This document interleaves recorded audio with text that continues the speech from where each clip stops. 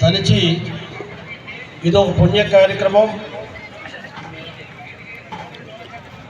రోజంతా అల్లా ఎడల భయభక్తులు కలిగి ఉండి సుమారుగా 12-13 గంటలు ఏది తినకుండా ఏది తాగకుండా అల్లా కోసం ఉపవాస దీక్ష నిర్వహిస్తూ కేవలం ఉపవాసమే కాదు, ఉదయం 5:30కి నమాజు, ఆ తర్వాత మధ్యాహ్నం 1 గంటకి నమాజు, మళ్ళీ 5ంటికి నమాజు, మళ్ళీ 6ంటికి 6:30కి నమాజు, రాత్రి 8:30 నుండి 10-11 వరకు గంటన్నర రాత్రి తరాబీ నమాజు సలుపుతూ దైవ ప్రసన్నత కోసం, పరలోక సాఫల్యం కోసం నిష్ఠగా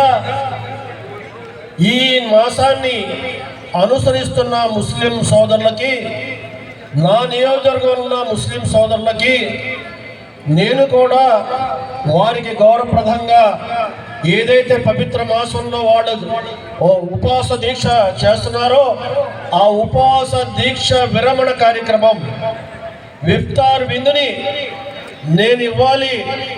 నా నియోజకవర్గంలో ఉన్న ముస్లింలందరూ కూడా సోదరులందరూ పాల్గొవాలని ఒక చక్కటి పవిత్రమైన ధ్యేయంతో, ఉద్దేశంతో, ముస్లింల ప్రేమ అభిమానాలతో, మరి ముఖ్యంగా అల్లా యొక్క ఆదేశాలు, మొహమ్మద్ ప్రవక్త యొక్క విధానాలు అనుసరిస్తున్న ఇస్లాం ధర్మం ఎడలేని మరి అభిమానంతో ఈరోజు మద్దిపాటి వెంకటరాజు గారు, మన నియోజక శాసనసభ్యులు, గోపాలపురం శాసనసభ్యులు ఈరోజు ఇచ్చిన ఇఫ్తార్ విందు మనందరికీ ఒక ఆత్మీయ విందుని మనం చేస్తున్నాం.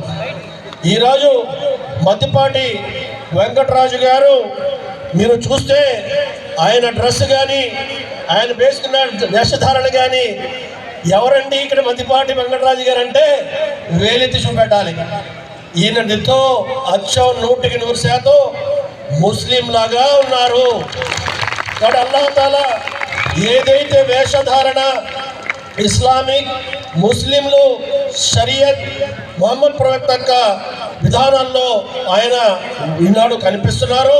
అల్లాహ్ తాలా ఆయన వేషధారాన్ని, ఆయన ఉన్న మనసులో నిష్కలమైన మరి పవిత్రమైన అభిమానాన్ని, ముస్లిం ఎడలో చూపెడుతున్న ఆదరాభిమానాన్ని మరి ఆధారంగా అల్లాహ్ తాలా ఆయన్ని మరింత శక్తివంతుడుగాను, మరింత మరి రాజకీయాలలో ఉన్నత పదవులు అందించేందుకు అల్లాహ్ తాలా వారిని సాఫల్యవంతులు చేయాలని మనందరం కూడా ప్రార్థన చేయాలి.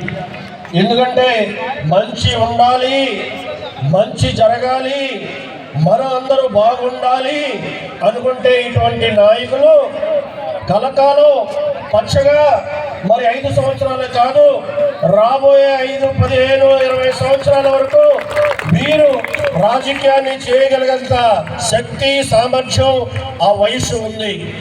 కాబట్టి ఈనాడు లోకేష్ గారు, మరి నారా లోకేష్ బాబు గారి టీంలో ప్రథమంగా ఉన్న వ్యక్తులలో వెంకటరాజు గారు ఒక్కళ్ళనే విషయాన్ని ఈ సందర్భంగా గమనించాలి.